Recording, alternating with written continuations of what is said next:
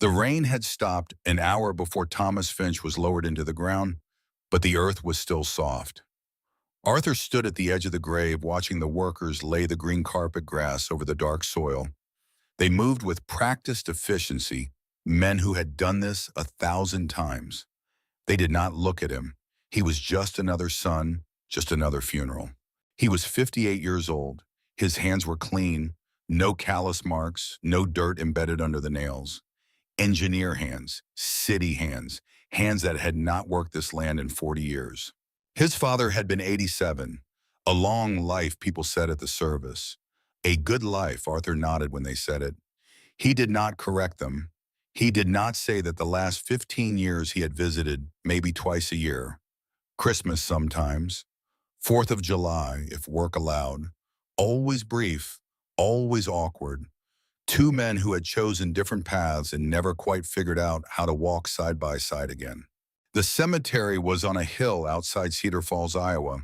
Below the town, spread out in neat grids, population 4,200, dropping every census. The farm was 3 miles east, 200 acres his father had worked until the year before he died. Corn and soy, the American heartland, people called it. Arthur had left it behind the day after high school graduation. The workers finished. One of them approached a young man with a clipboard. "Mr. Finch, we're all done here. Again, our condolences." Arthur thanked him. The men left. He stood alone by the grave for another minute, then turned and walked to his car. A rental. He had flown in from Omaha 3 days ago for the service. He would fly back in 2 weeks after he settled the estate. The house was exactly as his father had left it. Clean, ordered, nothing out of place. Arthur had stayed there the past 3 nights and felt like a guest. He opened cupboards and found dishes arranged by size. He opened drawers and found silverware sorted with mechanical precision. In the living room, the television remote sat at a perfect 90-degree angle to the armrest of the recliner. His father had been a man who believed order was a form of respect. For things, for time, for the people around you. Arthur remembered that. He also remembered the arguments. The night he told his father he was not taking over the farm. The disappointment that settled over Thomas Finch like a winter frost. "You're making a mistake," his father had said. They were standing in the same living room. Arthur was 18. "You've got a future here. Good land, good people."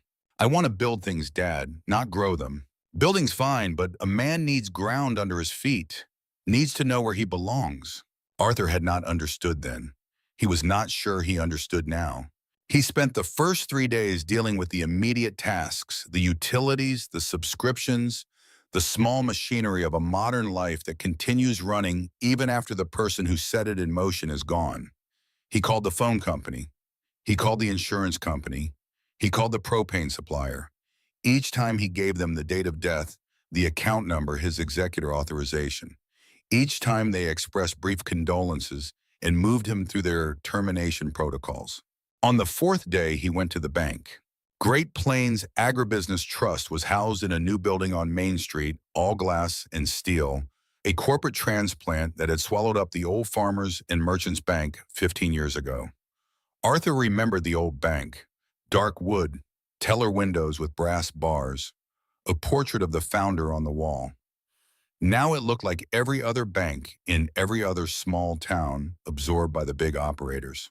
He waited in line behind a woman depositing a check, then stepped up to the teller, a young woman with auburn hair and a practiced smile.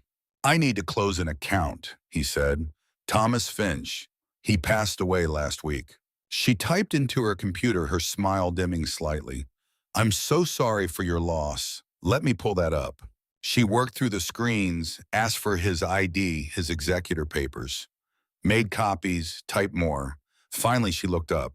The account balance is $7,112 after fees. Arthur blinked. "After fees?" "Yes, sir. There was an archive retrieval fee assessed 3 days ago, $407. He felt something shift in his chest, not anger. Not yet. Just a wrongness, like a door that does not sit flush in its frame. "What's an archive retrieval fee?" She checked her screen. It says here it was for pulling historical title records on a parcel of land associated with the account. Parcel 117B. It's standard procedure when closing accounts that originated with mortgage collateral. The mortgage was paid off in 1994. Yes, sir, I see that. But when we close an account, we have to verify all historical liens are clear. It requires an archivist to manually retrieve paper records from offsite storage. That's what the fee covers. Arthur stared at her. She looked apologetic but firm. This was policy. She had delivered this explanation before. $407, he said slowly, to look up a piece of paper. I understand it seems high, but the process is quite involved. If you'd like to dispute it, you can file a complaint with customer service. I can give you the number. He took the number. He closed the account. He walked out with a check for $7,112. Minus 407 that, according to a computer system and a polite young woman, was perfectly justified. That night, he sat at his father's kitchen table with the bank statement in front of him. The house was silent in the way only a farmhouse can be, miles from the nearest neighbor, wrapped in darkness and the smell of turned earth. He had planned to fly back to Omaha the next morning. His daughter Sarah had called earlier, asked when he was coming home. He told her soon. Now he was not sure. $407. It was nothing in the grand scheme. His father's estate would settle somewhere north of $200,000 after the land sold. The 407 was a rounding error, but it sat in his mind like a shunny in his shoe, impossible to ignore. His father would not have ignored it. Thomas Finch balanced his checkbook to the penny. He kept receipts. He documented everything. Arthur remembered him at this same table 30 years ago, going through a stack of bills with a pencil and a ledger, adding up the numbers twice to make sure they were right.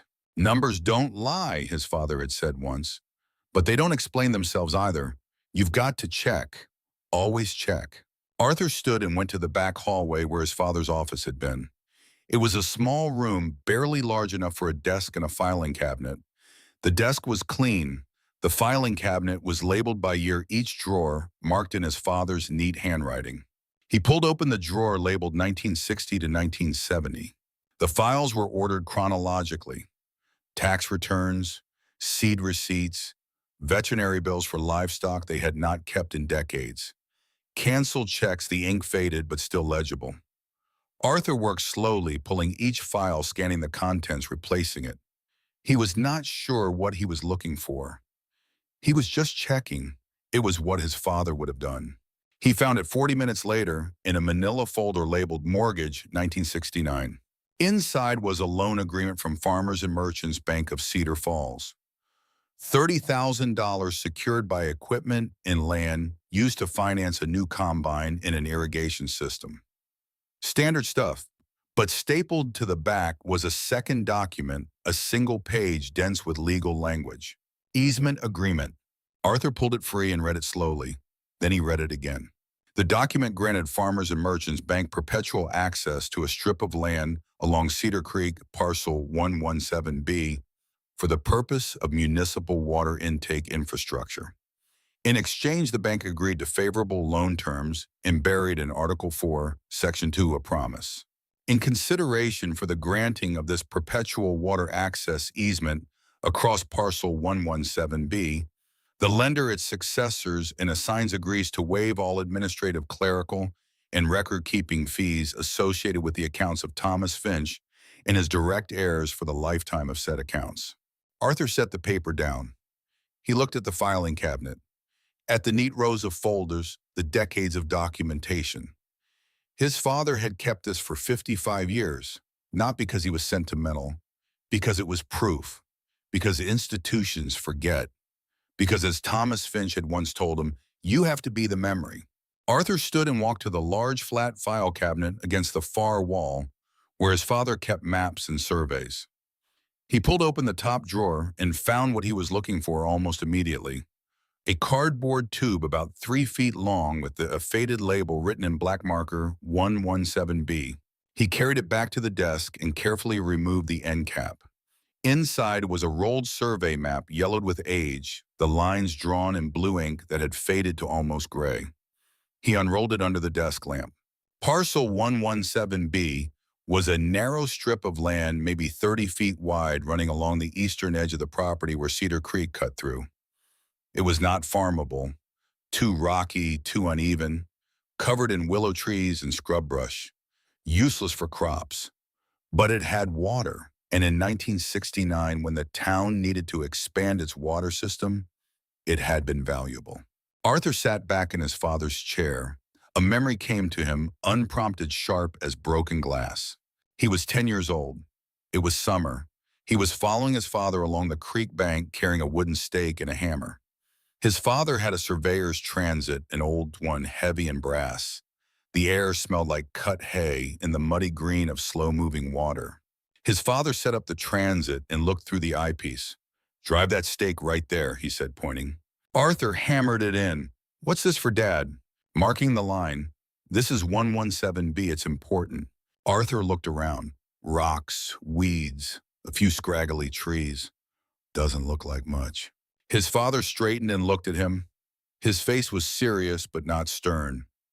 "Some things aren't for growing crops, son. Some things are for making sure your neighbors have water to drink." He explained then. The town was putting in a new water intake. The best spot was on their land. The bank was financing the project, and they needed the easement to make it work. They had offered Thomas money for it, a few $1,000s. "I told them no," Thomas said. "Money gets spent, but an agreement, a promise written down, that's different. That lasts. They want the water, they can have it. But in return, they handle our paperwork forever." He looked at Arthur. "A man's worth isn't in the money he makes, it's in the promises he keeps, but you write them down. You write them down because people forget, especially big organizations. They forget fast." Arthur, sitting in the office 50 years later, remembered that day, remembered the weight of the stake in his hand, the sound of the hammer on wood, the look on his father's face. A man teaching his son how to plant something that would outlive them both. He folded the easement agreement carefully and slipped it into his coat pocket. He capped the survey tube. Then he sat at the desk and opened his phone. He searched for small claims, Court, Iowa. He found the forms. He found the filing fee. He found the address. He would not sue for the money. He would sue to make them remember. The next morning, he drove to the county courthouse in the next town over, a larger place with actual traffic lights and a Walmart. He filled out the paperwork in his car, writing carefully, attaching copies of the bank statement, the easement agreement, and the loan payoff receipt from 1994. He filed it at the clerk's office. The clerk, an older woman with glasses on a chain, stamped it and gave him a case number and a court date. "Small claims usually settles before trial," she said. "The bank will probably just pay you to go away." Arthur nodded. Maybe. But he did not think so. He flew back to Omaha that afternoon. His life was there. A quiet apartment. Consulting work that kept him busy enough. He had been an engineer for 33 years, designing irrigation systems and water management infrastructure for farms and municipalities across the Midwest. Good work, stable. He had built a career, just not on his father's land. His daughter Sarah called him that night. "How was it, Dad?" And, "Fine, everything's handled. The house, listed with a realtor, should sell by fall." "Good, you need to focus on you now." He almost told her about the lawsuit, about the $407 in the easement and the promise his father had kept for 55 years. But he did not, because he knew what she would say. She would say it was not worth it. She would say he was being stubborn. She would say to let it go. She was a lawyer, corporate law, working for a firm in Chicago that represented exactly the kind of institutions Arthur was about to fight. She was practical, strategic. She had learned to see the world in terms of risk and cost-benefit analysis. She had not learned it from him or from her grandfather. She had learned it from the world. "Thanks, Sarah," he said. "I'll be fine." 3 weeks later, a letter arrived from the law offices of Whitman, Davies, and Cole, representing Great Plains Agribusiness Trust. It was polite. It acknowledged his claim. It explained in carefully chosen legal language that the fee was standard justified and non-refundable. It invited him to withdraw his complaint to avoid wasting the court's time. Arthur read it twice, then filed it in a folder he labeled 117B. He did not withdraw. 2 weeks after that, his phone rang. The caller ID said unknown. He answered. "Mr. Finch, this is Catherine Davies. I'm an attorney with Great Plains Trust. I'm calling about your small claims filing." Her voice was smooth professional, the kind of voice that had given 1,000 explanations and deflected 1,000 complaints. Arthur sat down at his kitchen table. "I'm listening," he said. "Mr. Finch, I've reviewed your case, and I want to be frank with you. You're not going to win this. The fee structure is outlined in the account agreement your father signed when the bank was acquired in 1988. He accepted those terms. The fee is legitimate." "There's an easement," Arthur said. A pause, brief but there. "Yes, I saw that in your filing. It's a 55-year-old document from a bank that no longer exists. Those kinds of ancillary agreements are rarely enforceable through corporate acquisitions. It says successors and assigns. Mr. Finch, with respect, a lot of old documents say a lot of things. That doesn't mean they're still relevant. We're offering to waive the fee and add an additional $500 for your trouble. That's more than generous. You can withdraw your claim, and we can all move on." Arthur looked out his window. The sun was setting. The sky was orange and purple, the kind of sunset that used to mean rain in the morning back when he lived on the farm. "No," he said. Another pause longer this time. "Mr. Finch, I don't think you understand. This will cost you time, energy, and possibly money if you lose, and we counterclaim for court costs.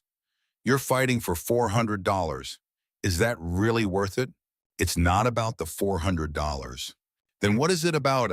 Arthur thought about his father, about the stake driven into the ground, about the lesson he had not understood until now. "It's about remembering," he said. He hung up. The court date was set for 6 weeks later. Arthur flew back to Iowa the day before. He stayed in his father's house, which had not yet sold. The realtor said there was interest, but the market was slow. Arthur did not mind. It gave him a place to prepare.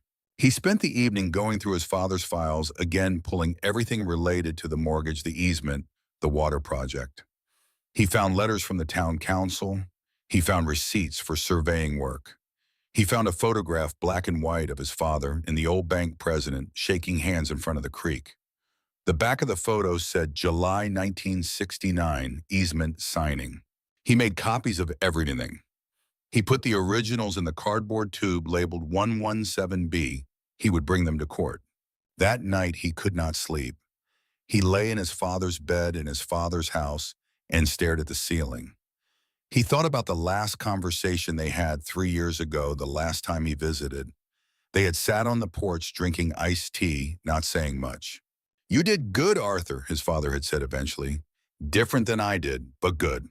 Arthur had not known what to say. "Thanks, Dad. You build things. I grew them. Same idea, really. You make something that lasts." Arthur had nodded. They had finished their tea in silence. He left the next morning. He did not know it would be the last time. Now, lying in the dark, he understood. His father had not been disappointed.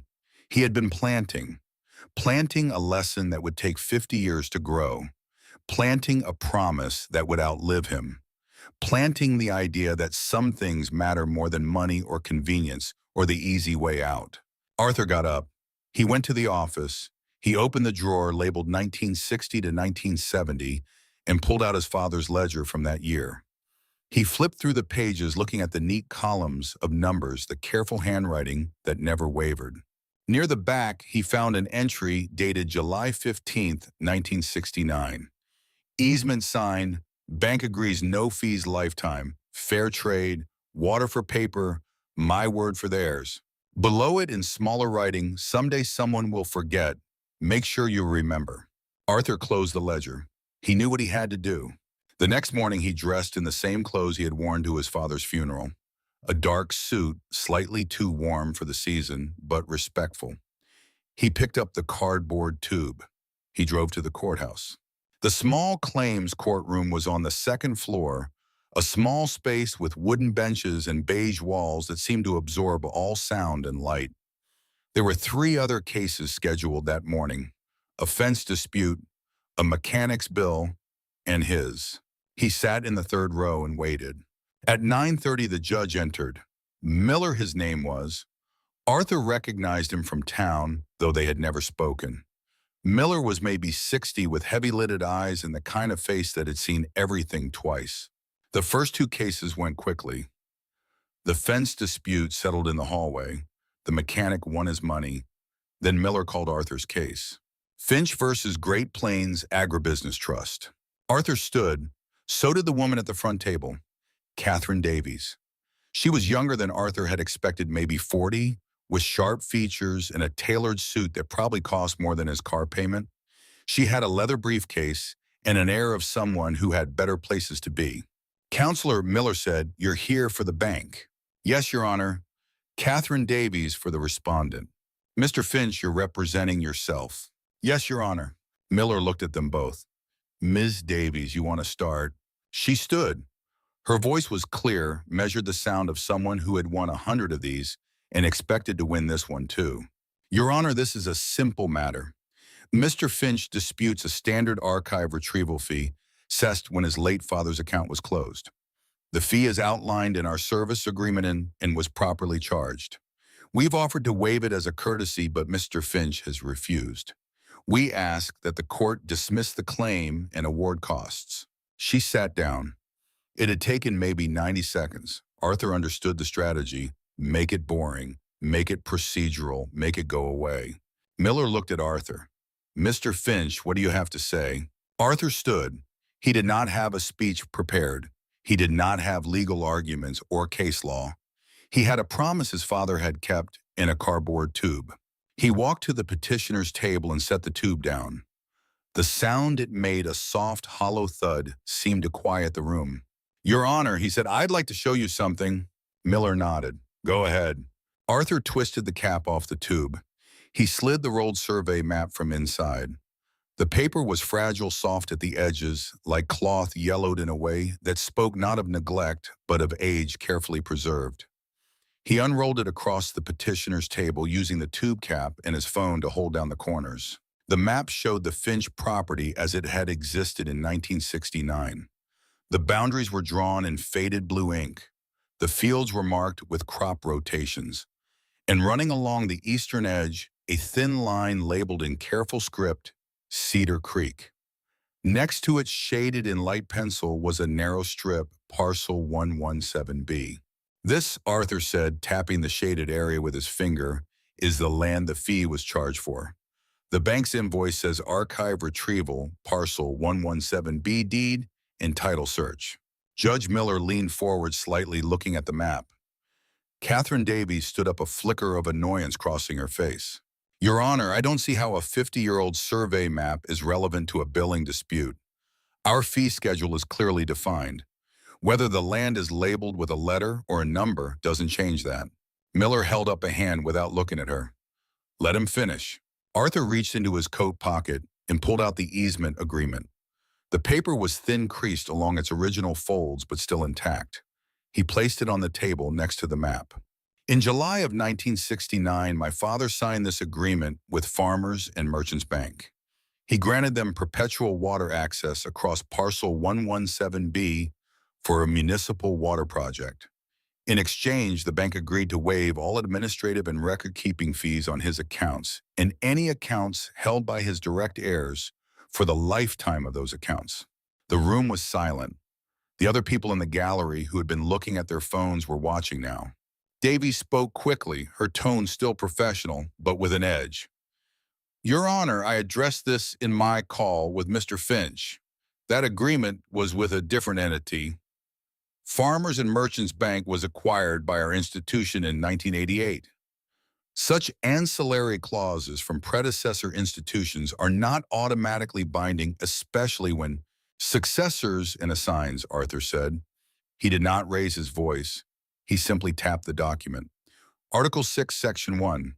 Quote, "This agreement's terms, covenants, and conditions are binding on all successors and assigns of both the grantor and the lender." Davy's mouth closed. She looked at Miller, then back at Arthur. Her confidence had not vanished, but it had shifted, recalibrating. Miller picked up the easement agreement. He read it slowly, his expression neutral. Then he looked up at the county clerk, an older woman named Mary who sat at a small desk along the wall. Mary, he said, can you pull the county's recorded file for parcel 117B, specifically any easements filed in the summer of 1969? Mary nodded and stood. She left the courtroom through a side door. The silence that followed was different now. Not empty, waiting. Arthur sat back down. Davies remained standing, her hand resting on her briefcase. She pulled out her phone and typed something quickly, her jaw tight. 3 minutes passed, 4. The clock on the wall ticked like a metronome. Arthur did not move. He looked calm, patient, as if he could wait all day. Finally, Mary returned. She was carrying a large ledger, its leather cover cracked and worn. She set it on Miller's bench and opened it to a page marked with a slip of paper. Easement recorded July 12, 1969. Mary said, her voice soft but clear. Grantor Thomas Finch, Grantee Farmers and Merchants Bank of Cedar Falls for Municipal Water Access Parcel 117B. She paused, running her finger down the column. Perpetual covenants is attached in Exhibit A, binding on all successors. She looked at Arthur's document, then back at the ledger. This appears to be the original of Exhibit A. The air went out of the room. Davies stood frozen. For just a moment, the mask slipped. Arthur saw it, the realization that this was not a nuisance case, not a confused old man with a grudge. This was a legally binding agreement recorded in public documents, and it had just been validated by the county itself. Miller set the easement down and looked at Davies. Counselor, it seems your client has a problem. Davies recovered, but not completely. Your Honor, even if the agreement was valid at the time, it's been 55 years. There's no way the bank has records of every minor clause from every small-town transaction prior to digitization. This is an oversight, not malice. We're willing to refund the $407 immediately. The matter can be resolved today. Arthur spoke before Miller could. The fee isn't the issue. Davies turned to him, her frustration barely concealed. Then what is the issue, Mr. Finch? You filed a claim for $407. We're offering to return it. What more do you want? Arthur met her eyes. I want the agreement honored. Not just the $407, the whole agreement. Davies blinked. The agreement is about fee waivers. We're waiving the fee. That's honoring it. No, Arthur said. The agreement is about what the bank promised my father and what they've been using for 55 years. Miller leaned forward. Explain. Arthur took a breath. This was the part his father had prepared for, even if Thomas Finch had never known it would be Arthur delivering it. Article 5 of the easement, Arthur said, specifies the collateral for the original loan. My father borrowed $30,000 in 1969 to buy equipment and build an irrigation system. But the collateral wasn't the farm. It was the water rights. Davies went pale. It was subtle, but Arthur saw it. She knew exactly where this was going. The loan was secured, Arthur continued, by my father's water rights to Cedar Creek as they pertained to parcel 117B. The bank was allowed to use those rights for municipal water infrastructure. My father paid off the loan in 1994. According to the agreement, upon full repayment, the water rights should have reverted to him, subject to the easement for municipal access. But they didn't. The bank kept them, and 3 months ago your client sold them. Miller's face did not change, but his eyes sharpened. Sold them to whom? Arthur pulled out another document, a printout from a public business filing. AgriCorp Development, an agricultural conglomerate. They purchased a portfolio of water rights from Great Plains Trust for $18 million. The centerpiece of that portfolio was primary drawing rights from Cedar Creek. The gallery was silent. Even the other people waiting for their cases had stopped pretending not to listen. Davies' voice was tight. Your Honor, Mr. Finch is making wild accusations. The sale of water rights is a separate matter subject to regulatory approval and entirely outside the scope of this small claims proceeding. Is it true? Miller asked. Did your client sell water rights from Cedar Creek? Davies hesitated, just for a second. Great Plains Trust conducted a portfolio sale of unused water allocations. That's public record. But the rights were legitimately held assets. Held how? Arthur asked. My father granted an easement for municipal use. He didn't sell you the rights. You were collateral holders while the loan was active. Once it was paid off, the rights reverted to him, but you kept them, and then you sold them. Davies turned to him, her professional veneer cracking. Mr. Finch, your father never contested ownership of those rights for 30 years. He never filed a claim. He didn't know, Arthur said, because your bank didn't tell him. When Farmers and Merchants was acquired in 1988, all those old agreements were buried. My father thought the rights had reverted as they should have. He didn't find out otherwise because he never tried to tell them. He just kept farming. Miller looked at the easement, then at the business filing, then at Davies. Counselor, if Mr. Finch is right, your client sold property they didn't own. Davies opened her mouth, closed it, opened it again. This is far beyond the scope of a small claims court. If Mr. Finch wants to pursue this theory, he needs to file in district court with proper representation and no, Miller said. His voice was quiet but absolute. This case is about whether the bank honored an agreement. It appears they didn't. The rest is for lawyers bigger than me. Case dismissed. He struck his gavel once. Davies stared at him. Your Honor, we haven't even presented our full... Dismissed, Miller repeated. You have a much larger problem than this courtroom counselor. I suggest you talk to your clients. Arthur stood. He did not smile. He did not say anything. He simply walked to the bench and collected his documents. He rolled the map carefully, slid it back into the tube, and folded the easement along its original creases. He placed it in his coat pocket. He turned and walked toward the exit. Behind him, he could hear Davies on her phone, her voice low and urgent. He pushed through the courthouse doors into the morning sun. His phone rang 20 minutes later. He was sitting in his father's house at the kitchen table drinking coffee. The caller ID said unknown. He answered. Mr. Finch, this is Catherine Davies. Her voice was different now, strained. We need to talk. I'm listening. The bank would like to resolve this matter. We're prepared to offer you $50,000 in exchange for a quit claim on any interest in the water rights associated with Parcel 117B and a release confirming that the 1969 agreement is satisfied. Arthur said nothing. Mr. Finch, that's a very generous offer. It's more than 100 times the original fee. You'd be able to... No, Arthur said. I don't think you understand the situation. If you refuse, this becomes a legal battle that could take years. We have resources.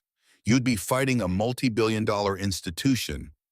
Even if you're right, even if a court eventually agrees with you, the cost in time and money. I'm not selling, Arthur said. Why? Davies' voice cracked slightly.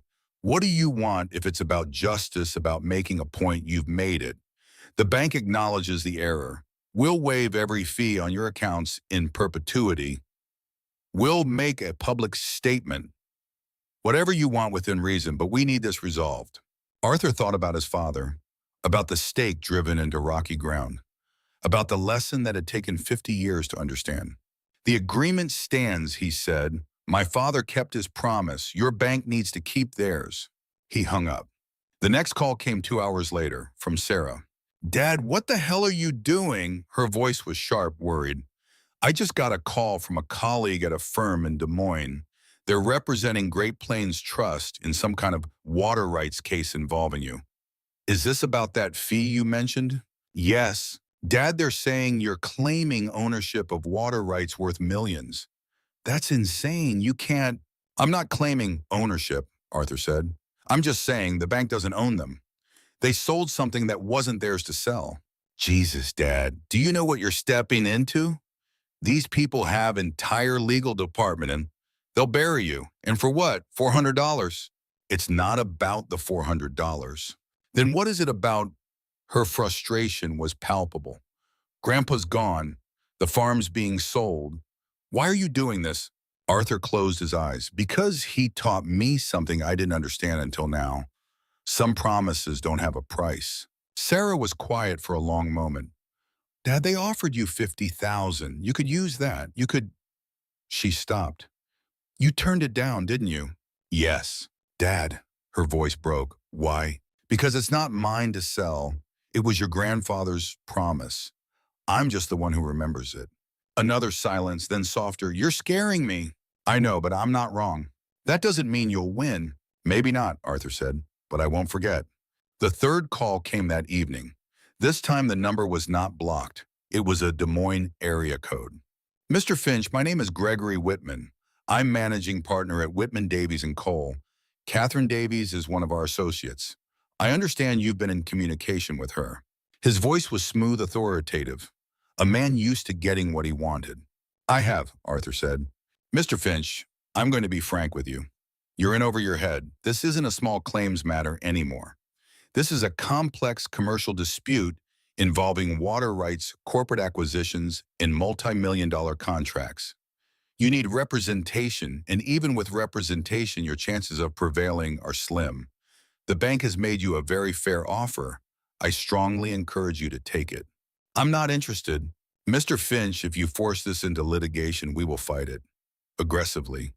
We'll bury you in discovery. We'll tie this up for years.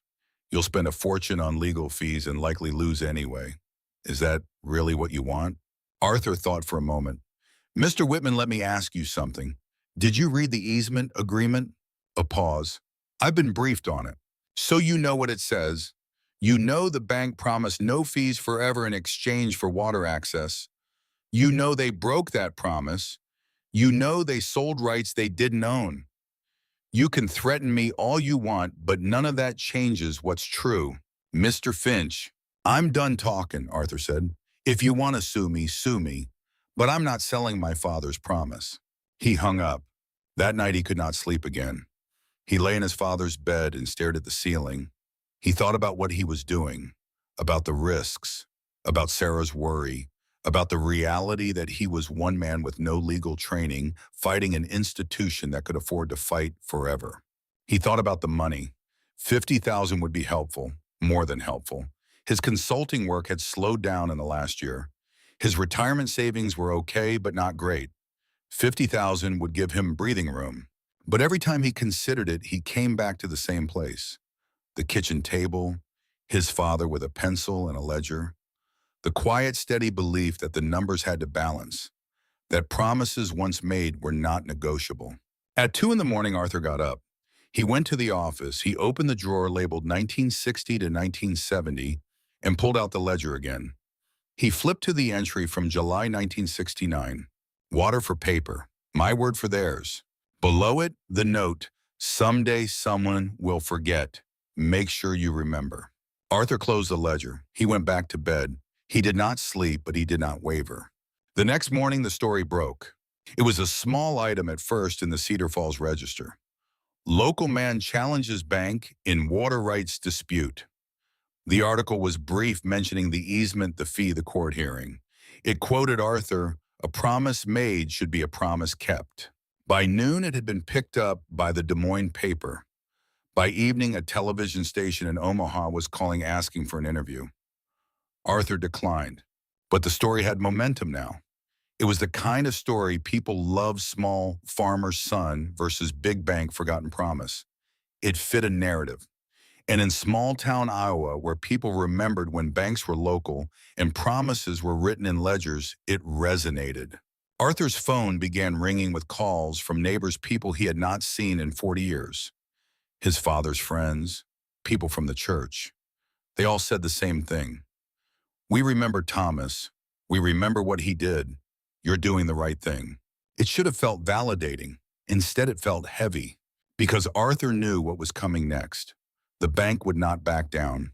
They had too much at stake. Agricorp, the company that had bought the water rights, would not sit quietly. They had paid $18 million for a portfolio of assets, and if those assets were suddenly in question, they would want answers. Arthur had lit a match. Now he had to watch it burn. He stayed in Cedar Falls. The consulting work could wait. Sarah called every day, worried, trying to convince him to settle. He told her he was fine. He was not sure he believed it. 2 weeks after the court hearing, a new letter arrived. Not from Whitman Davies and Cole, from a different firm, larger, Chicago. Arthur Finch re-easement, dispute and water rights claim. Inside was a notice. AgriCorp Development was filing a motion in federal district court to clarify ownership of the Cedar Creek water rights. They were naming Arthur as a respondent. They were asking for an injunction preventing him from interfering with the rights they had purchased. Arthur read it twice. Then he put it in the folder labeled 117B. He needed a lawyer. He could not fight this alone. But first he needed to understand exactly what his father had done. Not just the easement, not just the promise, but why. What had Thomas Finch seen that made him believe a piece of paper was worth more than money? Arthur went back to the barn office. He pulled every file from the 1960s and 70s. He read them all: tax returns, loan applications, letters from the town council, correspondence with the bank. And slowly a picture emerged. His father had not just made a deal, he had seen the future. In 1969, Cedar Creek was a small resource, but Thomas Finch had understood it would grow. The town would grow, the demand for water would grow, and whoever controlled that water would control a lot more. The bank had offered him money, fast cash. But Thomas had seen the longer game. He had secured something permanent, something that would protect his family, not with ownership, but with an obligation. The bank could use the water, but in exchange they owed something, a promise, no fees forever, a small thing unless the bank forgot, unless they started treating the Finch family like any other customer, which is exactly what had happened. Arthur sat back. He understood now. His father had planted a test, a tripwire. If the bank ever broke the promise, it would mean they had forgotten where the water came from. And if they had forgotten that they did not deserve to keep it. Arthur picked up his phone. He called the only lawyer he knew who might take this case. A man named Dale Morris, who had grown up 3 farms over, gone to law school, and come back to Cedar Falls to practice. Arthur had not seen him in 30 years. "Dale, it's Arthur Finch, Thomas Finch's son." "Arthur, I heard about your case. Hell of a thing. How can I help?" "I need a lawyer, a good one. This just got bigger." Dale was quiet for a moment. "How big?" $18 million big. A low whistle. "You're in trouble, Arthur." "I know. You interested?" Dale laughed short and surprised. Yeah, I'm interested. When can we meet?" "Tomorrow." "Tomorrow." Arthur hung up. He looked at the folder labeled 117B. He thought about his father, about the stake in the ground, about the lesson that had taken 55 years to deliver. He had started this to honor a promise. Now he was in a war. But he was not backing down. Dale Morris met Arthur at the farmhouse the next morning. He was 56, lean and weathered, with the kind of face that had spent time outdoors before it spent time in courtrooms. He wore jeans and a button-down shirt, no tie. He carried a battered leather briefcase that looked older than Arthur's car. They sat at the kitchen table, the same table where Arthur had first read the bank statement, the same table where Thomas Finch had balanced his ledgers for 40 years. Dale spread out the documents Arthur had collected: the easement, the survey map, the court transcript, the letter from AgriCorp's lawyers. He read in silence for 20 minutes, occasionally making notes on a yellow legal pad. Finally, he looked up. "Arthur, I'll be straight with you. This is bad." "I know." "No, I mean, it's worse than you think. AgriCorp has a contract with Great Plains Trust for $18 million. They're not going to let that evaporate because of a 55-year-old piece of paper. They'll argue the bank had clear title when they sold. They'll say your father's silence for 30 years constitutes abandonment. They'll bury you in motions." Arthur nodded. "When we win?" Dale leaned back. "Maybe. The easement is recorded. That's huge. It's public record, which means AgriCorp should have done their due diligence and found it, but..." He tapped the letter from AgriCorp. "They're saying the easement only covers municipal access, not commercial water rights. They're saying your father never owned the rights outright, so he couldn't have passed them to you. What do you think?" Dale exhaled slowly. "I think your father was smarter than anyone gave him credit for. He didn't try to own the water. He just made sure the bank owed him something, and if they break that obligation, the whole deal falls apart. It's elegant, but proving it in federal court, he shook his head. That's going to cost money and time, a lot of both. How much? 50,000 just to get started. Discovery, filings, expert witnesses, maybe more. Arthur looked at him. I don't have 50,000. Dale smiled faintly. Yeah, I figured, which is why I'm going to do this pro bono. Thomas Finch fixed my dad's tractor for free when I was 10. Never asked for a dime. He said neighbors help neighbors. I figure I owe him. Arthur felt something tighten in his chest. Dale, you don't have to. Yeah, I do. Besides, Dale said, grinning, this is the most interesting case I've had in 20 years. I'm not missing it. They shook hands. Over the next 3 weeks, Dale filed a response to AgriCorp's motion. He argued that the easement was not just about municipal access, but about the underlying water rights that had served as collateral for the original loan. He included the loan documents, the payoff receipt from 1994, and the county's recorded easement. He requested a hearing. AgriCorp responded with an 80-page motion to dismiss. They brought in a firm from New York. Their argument was dense, technical, and aggressive. They cited case law from 6 states. They argued that Arthur had no standing, that the easement was ambiguous, that the statute of limitations had expired. Dale filed a countermotion, 10 pages, simple, clear. The easement is recorded, the promise was broken, the bank sold rights they didn't own, end of story.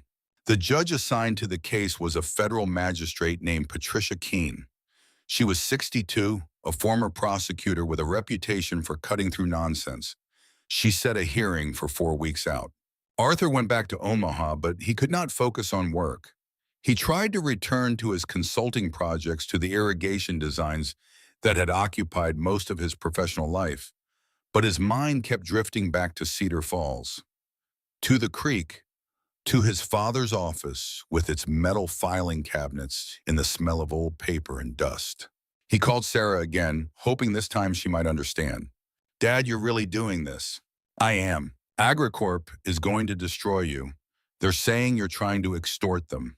I'm not extorting anyone. I know that. But they're going to make it look that way. They're going to drag you through the mud. And for what? Even if you win, what do you get? You don't want the money. You said that yourself. Arthur was quiet. She was right. He did not want the money. He never had. Sarah, can I ask you something? Of course. Do you remember your grandfather at all? You were, 12 when he died? 13. Yeah, I remember him. He was quiet. He always had dirt under his nails. She paused. What? Did he ever teach you anything? Sarah laughed softly. Dad, I was a kid. I didn't pay attention. Try to remember. She was silent for a moment. He taught me to fish. We went out to the creek once, just the two of us. I didn't catch anything, but he was patient. He said fishing wasn't about catching. It was about waiting for the right moment. Arthur closed his eyes. That sounds like him. Dad, what's this about? I'm waiting for the right moment, Arthur said. That doesn't make sense. It will, Arthur said. Eventually. They said goodbye. Arthur sat in his apartment looking out at the Omaha skyline. The city lights were bright, washing out the stars. He thought about Cedar Falls, where you could still see the Milky Way on a clear night, where the darkness was not empty, but full. The weeks passed slowly. Arthur tried to work, but found himself distracted. He lost a consulting contract because he missed a deadline. Another client called to ask if everything was okay. He said it was fine. It was not fine. He flew back to Cedar Falls 3 days before the federal hearing. The farmhouse was exactly as he had left it. The realtor had stopped calling.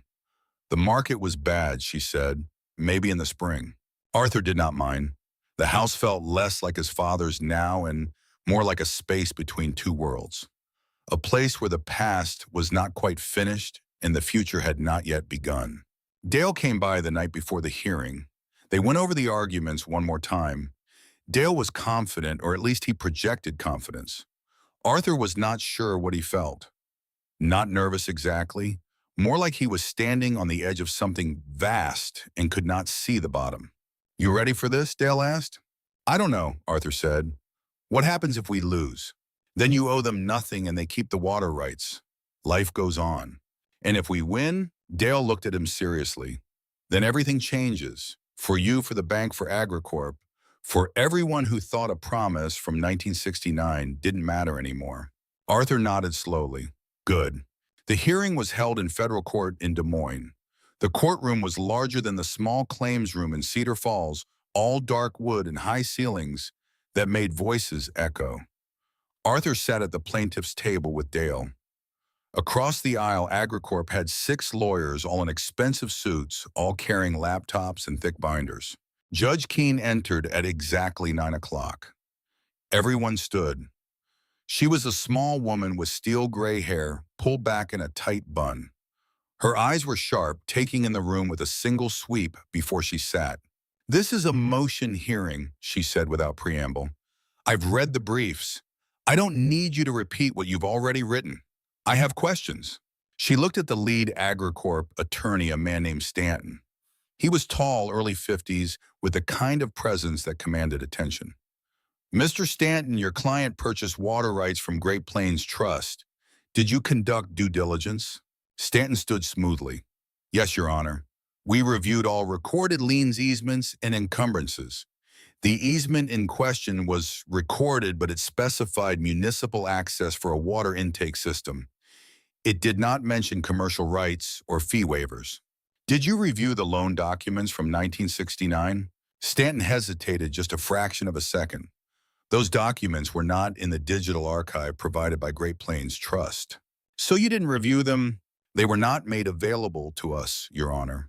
Keene looked at Dale. Mr. Morris, your client is saying the water rights should have reverted to his father in 1994 when the loan was paid off. Why did Thomas Finch never pursue that claim while he was alive? Dale stood. Because he didn't know the bank still held them, Your Honor. Farmers and Merchants Bank was acquired in 1988. The new ownership didn't honor the fee waiver in the easement. Mr. Finch's father assumed that was an oversight. He didn't realize the bank had retained the water rights until his son investigated after his death. Keene frowned. Mr. Morris, that's a stretch. You're saying Thomas Finch, a man who kept meticulous records, didn't notice for 30 years that his water rights were gone. With respect, Your Honor, he never tried to sell them. He was a farmer. The water was for the town, for his neighbors. He didn't think about commercial value. He just assumed the agreement was being honored. Keene looked at Arthur. Mr. Finch, stand up. Arthur stood. His legs felt steady. His hands did not shake. What do you want out of this? Keene asked. Be specific. Arthur took a breath. He had thought about this question for weeks. He had rehearsed answers. But now, standing in this courtroom, with the weight of his father's promise pressing down on him, he knew there was only one true answer. I want the agreement honored. My father made a promise. He gave the bank access to water in exchange for no fees. They broke that promise. If they can't keep their word, they shouldn't keep what he gave them. So you want the water rights back. I want them to remember what they promised. Keene stared at him. That's not an answer. It's the only answer I have, Your Honor. She was silent for a long moment. The courtroom waited. Arthur could hear the ventilation system humming the soft rustle of papers as one of the Agricorp lawyers shifted position.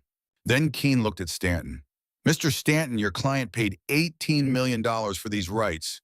If the court finds they don't own them, what happens? Stanton stood. Your Honor, with respect, that would be catastrophic. Agricorp has already entered into contracts with agricultural operations across 4 counties. Hundreds of jobs depend on this water allocation. If the sale is invalidated, the economic impact— I didn't ask about the economic impact, Keene said, her voice sharp. I asked what happens. Stanton swallowed. Agricorp would likely sue Great Plains Trust for breach of contract and seek to recover the $18 million plus damages. And Great Plains Trust would face significant financial exposure, Your Honor. Keene looked at Dale. Mr. Morris, your client is about to make a lot of powerful people very angry. Is he aware of that? Dale glanced at Arthur. Arthur nodded. He is, Your Honor, Dale said. Keene leaned back in her chair. She picked up the easement agreement from her desk and read it again. Her expression unreadable. The silence stretched. 1 minute. 2. Arthur watched her trying to read her face, but she gave nothing away. Finally, she set the document down. I'm going to take this under advisement. I'll issue a ruling in 30 days. In the meantime, both parties will refrain from any further public statements or actions regarding the water rights. Are we clear? Everyone nodded. Good, we're adjourned. She stood and left through the door behind the bench. The lawyers packed up their materials. Arthur and Dale walked out into the hallway. What do you think? Arthur asked. I think she's smart, Dale said. She knows this is bigger than a contract dispute. She's going to take her time. Do we have a chance? Dale looked at him. Yeah, we do. But Arthur, you need to prepare yourself. If we win, this doesn't end. It escalates. Arthur nodded. I know. They walked out of the courthouse into bright afternoon sun. The day was warm, unseasonably so for late fall. Arthur stood on the steps and looked out at the city. Des Moines was not Cedar Falls. It was bigger, busier, full of people who did not know his name or his father's name or care about a promise made 55 years ago. But somewhere in this city, in boardrooms and law offices, people were starting to care. Because a promise broken could not be unbroken, and a truth once spoken could not be unspoken. His phone buzzed, a text from Sarah. How did it go? He texted back, waiting for a ruling. I'm worried about you. I know, I'm okay. He put his phone away. He was not entirely sure that was true. The next 4 weeks felt like waiting for a storm. Arthur stayed in Cedar Falls, living in his father's house, surrounded by the documentation of a life lived with precision and care. He walked the property every morning, following the fence lines his father had maintained the fields that would soon belong to someone else. He walked down to Sauter Creek and stood by the narrow strip of land marked as Parcel 117B. The water moved slowly, dark and cold, the same water that had been here when his father was young, the same water that would be here long after Arthur was gone. The town's attention had shifted. At first, people had supported him, but as the case dragged on, as the lawyers multiplied, as AgriCorp started talking about economic impact and job losses, the sentiment changed. One afternoon, Arthur was at the grocery store buying coffee and bread. A man he did not recognize approached him in the aisle. You're Arthur Finch. I am. You're the guy screwing up the AgriCorp deal. Arthur said nothing. My brother works for them. Good job. Benefits. Now he's worried he's going to get laid off because of your old man's grudge. It's not a grudge, Arthur said quietly. It's about keeping a promise. Yeah, well, your promise is costing real people real money. The man walked away.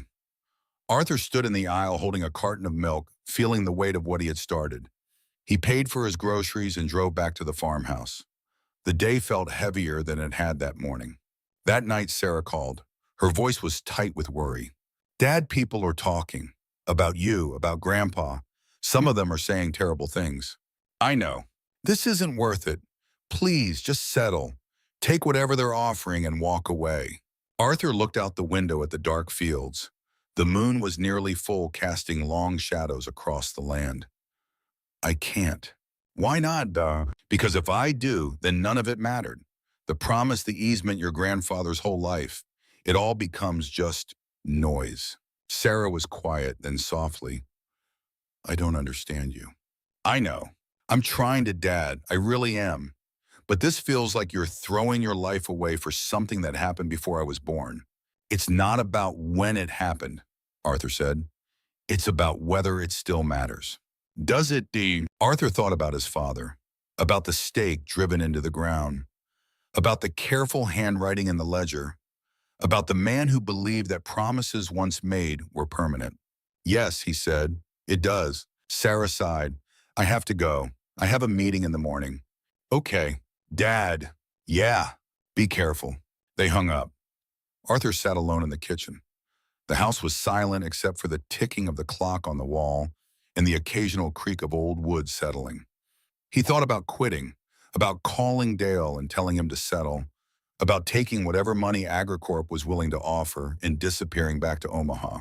But every time he considered it, he came back to the same place. The stake in the ground, the lesson his father had planted, the idea that some things were not negotiable. He opened his father's ledger.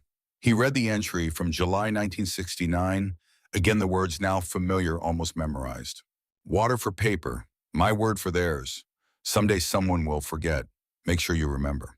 Arthur closed the ledger. He was not quitting. On the 29th day, Judge Keene issued her ruling. Dale called Arthur at 7 in the morning. His voice was steady, but Arthur could hear the tension underneath the carefully controlled excitement. She ruled in our favor, partially. Arthur felt his heart skip. He sat down at the kitchen table, the phone pressed to his ear. What does that mean? She says the easement is valid and binding. The fee waiver clause applies to all successors, including Great Plains Trust. The bank violated the agreement. She's ordering them to refund every fee charged to your father's account since 1988 plus interest. And the water rights. Dale paused. Arthur could hear papers rustling on the other end of the line. She says that's a separate issue outside her jurisdiction. She's referring it to state court for a determination of ownership. But she's issuing a temporary injunction preventing Agricorp from using the rights until ownership is clarified. What does that mean for Agricorp? It means their $18 million deal is on hold, maybe permanently. Arthur sat in silence. He looked out the window at the farm, at the fields turning gold in the early morning light. He thought about what this meant, not just for him, but for everyone involved. The bank, Agricorp, the farmers who depended on that water. The town that had used it for 55 years. Dale, what happens now? Now Agricorp sues Great Plains Trust. Great Plains Trust sues you. Everyone sues everyone. And we fight. How long? Years. Maybe 5, maybe more. Arthur closed his eyes. I can't do this for 5 years. I know, which is why we need to talk about settlement. I'm not selling. Arthur, listen to me. Agricorp is going to come at you with everything. They'll tie up your assets. They'll make your life hell. You need to think about what you can live with. I can live with keeping my father's promise. Dale sighed. Okay, but when they come back and they will just hear them out, please. Arthur promised he would. The call came 2 days later, not from Agricorp, from Catherine Davies. Mr. Finch, we need to talk. Her voice was different now, tired. The professional veneer had worn thin, revealing something raw underneath. Defeat, maybe, or fear. I'm listening, Arthur said. The bank wants to settle. We'll pay you $2 million. You transfer the water rights to Agricorp, clear title, and sign a release. Everyone walks away. $2 million. Arthur felt the number hit him like a physical thing. He stood up from the kitchen table and walked to the window. Outside, the day was clear and cold. Winter was coming. Mr. Finch, are you there? I'm here. This is it. This is the last offer.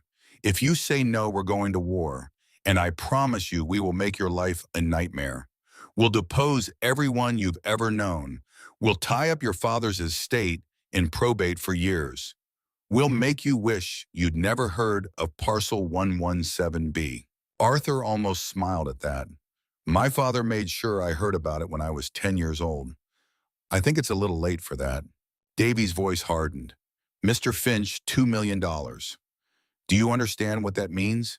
You could retire, you could do anything you want, and all you have to do is let this go.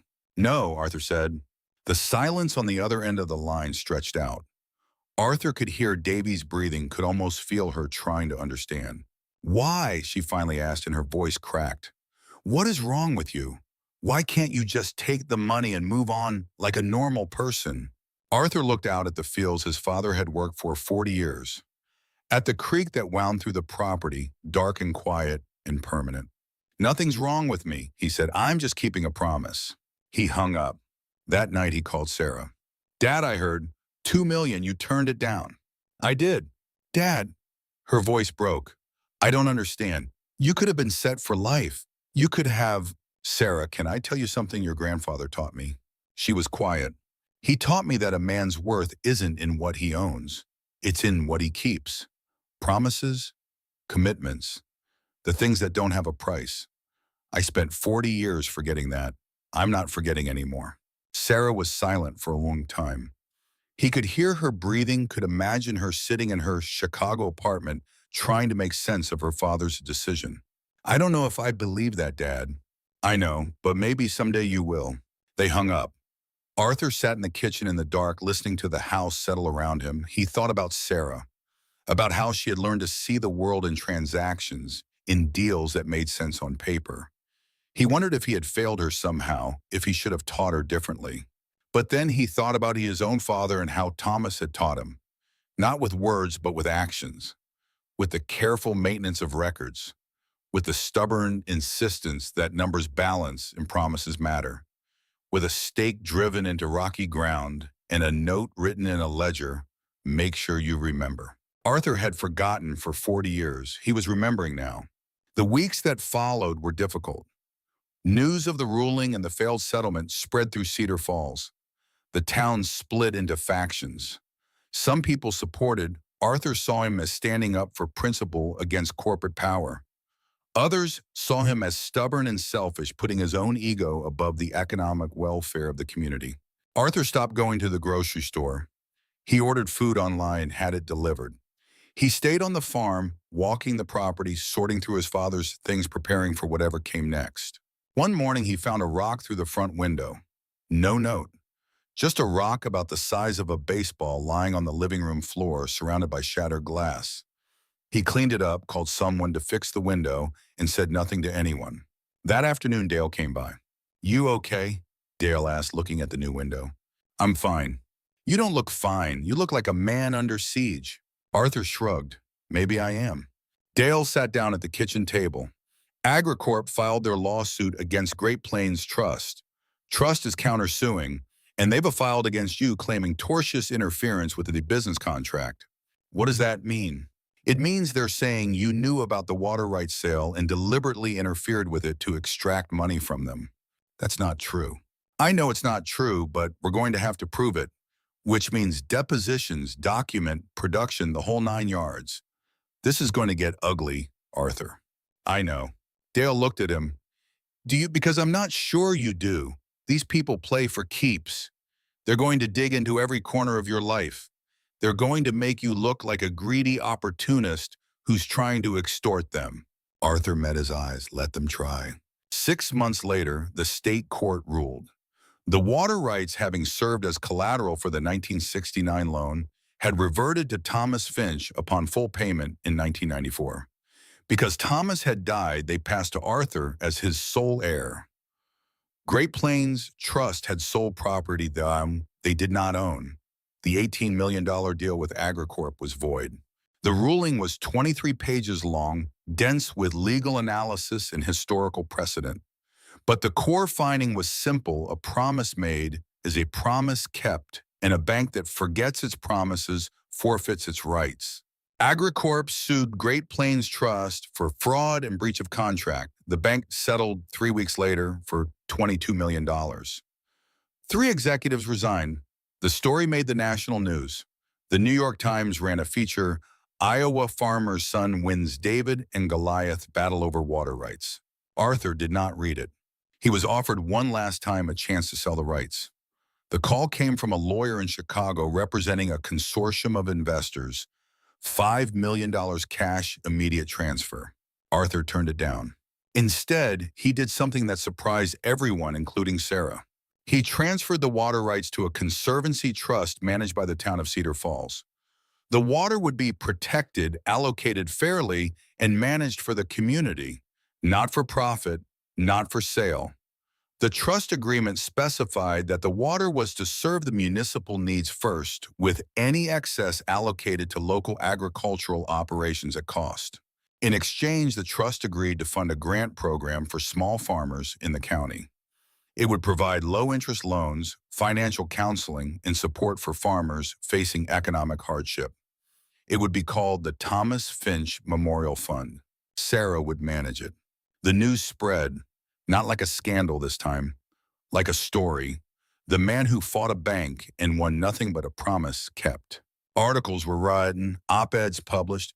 Arthur received letters from across the country from people who said he had restored their faith in the system and the idea that individual integrity could still matter in a world of corporations and contracts and cold calculation. He threw most of the letters away. He kept one from a farmer in Nebraska who wrote, "Your father would be proud. You remembered when everyone else forgot." 1 year later, Arthur stood by Cedar Creek next to a small bronze plaque that had been installed by the town.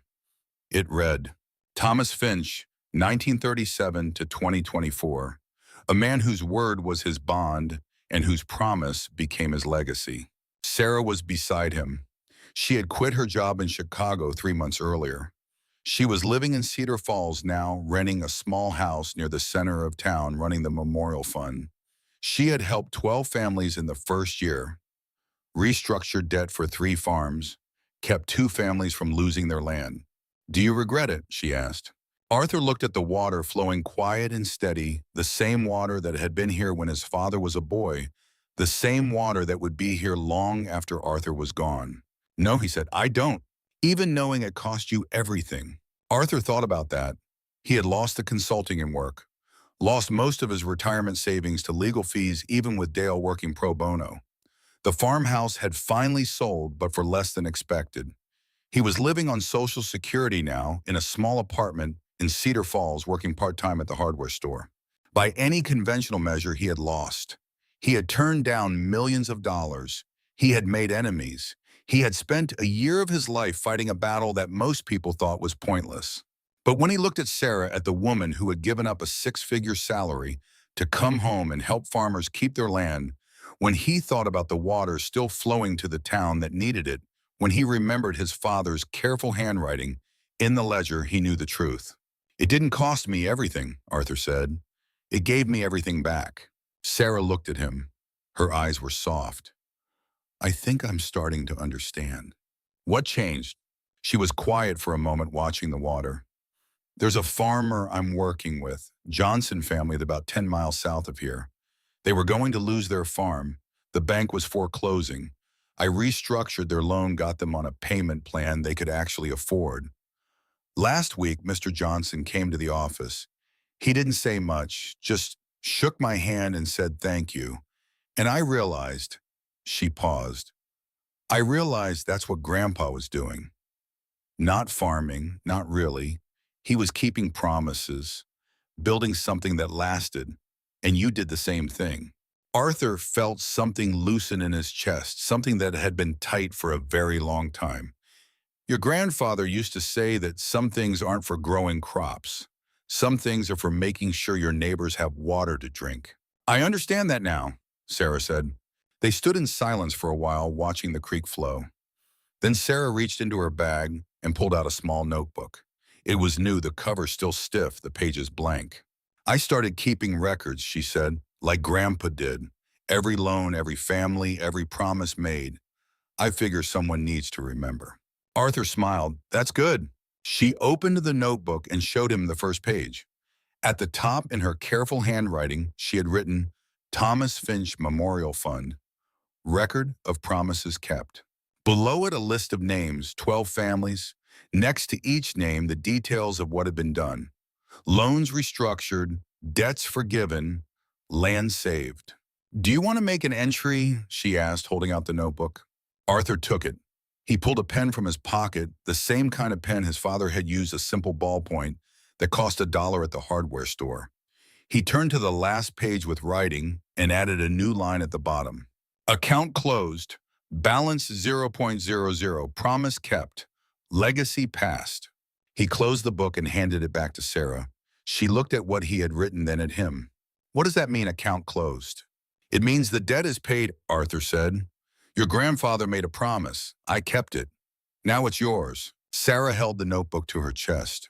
I won't forget. I know you won't. They walked back to the parking area together. Sarah's car was parked next to Arthur's old truck, the one he had driven from Omaha a year ago and never driven back. He had sold the apartment, sold most of his belongings. This was home now. You want to get dinner? Sarah asked. There's a new place on Main Street. They have good pie. I'd like that, Arthur said. They drove into town together, past the bank with its glass facade and corporate logo, past the courthouse where this had all started, past the hardware store where Arthur would work his shift tomorrow morning. The sun was setting, casting long shadows across Main Street. The shops were closing for the day.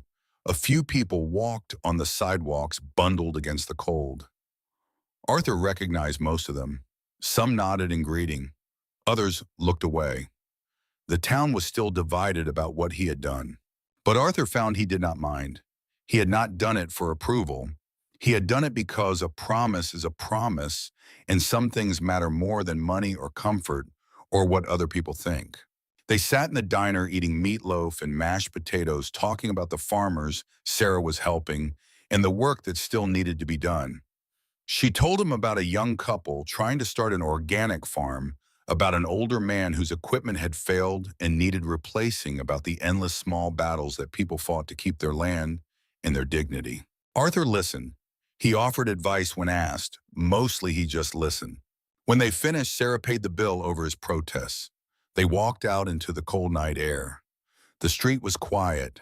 Most of the shops were dark now. "Thanks for dinner," Arthur said. "Thanks for everything," Sarah said, "for teaching me what really matters."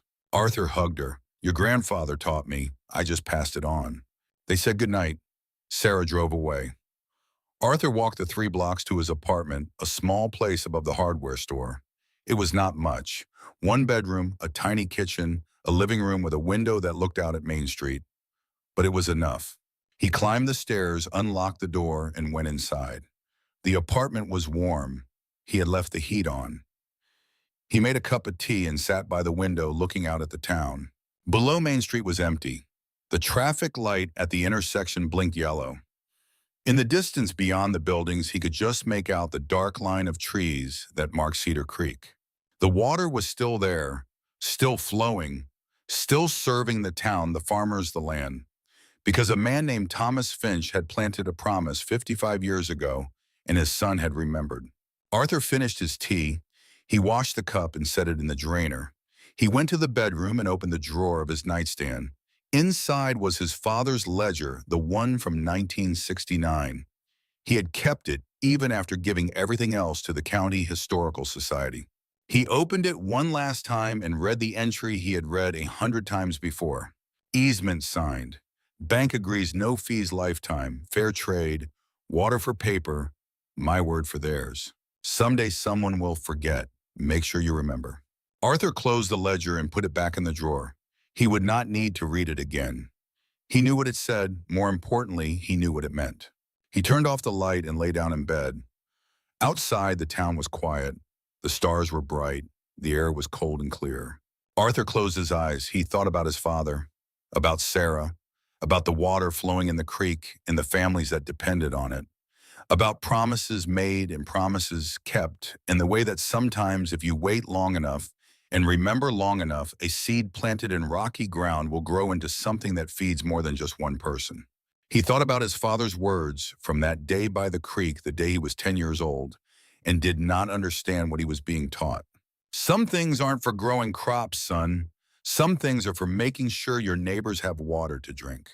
Arthur understood now. He had spent 40 years learning, but he understood. The numbers balanced. The promise was kept.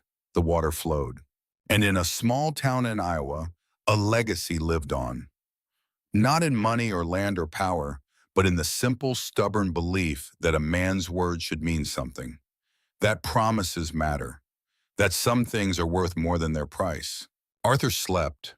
The town slept. The water flowed on in the darkness, cold and clear and permanent. A promise written not in paper, but in the land itself, flowing forward to tomorrow and all the tomorrows after that. In the morning, Arthur would wake. He would go to work at the hardware store. He would help customers find the right tools, the right materials, the right solutions to their problems. He would eat lunch at the diner. He would walk by the creek. He would stop by the office where Sarah worked and ask how the farmers were doing. It was a simple life, a quiet life, not the life he had planned when he left Cedar Falls 40 years ago, with dreams of building things, of making his mark on the world. But as it turned out, he had built something, not with steel or concrete or engineering diagrams, but with memory, with stubbornness, with the simple act of refusing to let a promise be forgotten. His father had planted it. Arthur had watered it. Sarah would harvest it. And the land, the water, the town, they would all continue because that was what promises did when they were kept. They outlasted the people who made them. They became part of the ground itself, permanent and patient and true. Arthur Finch, 58 years old, son of Thomas Finch, father of Sarah Finch, slept in a small apartment above a hardware store in Cedar Falls, Iowa. He owned almost nothing. He had turned down millions. He had made enemies and lost friends and spent a year of his life fighting for something most people thought was worthless. But when he slept deeply.